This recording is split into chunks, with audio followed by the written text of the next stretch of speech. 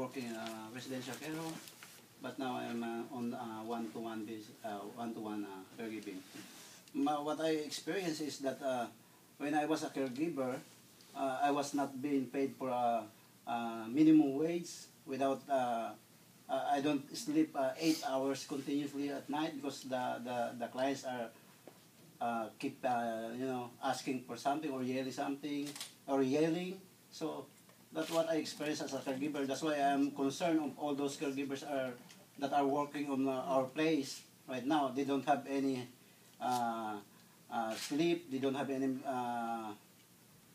medical insurance. They don't pay for they are not paid for their overtime pay, even though they are working for like about 12 to 14 hours a day, and the sleep is on and off, something like that.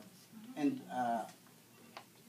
I suffered that kind of situation also when I was working as a caregiver, like on residential care home and one-to-one.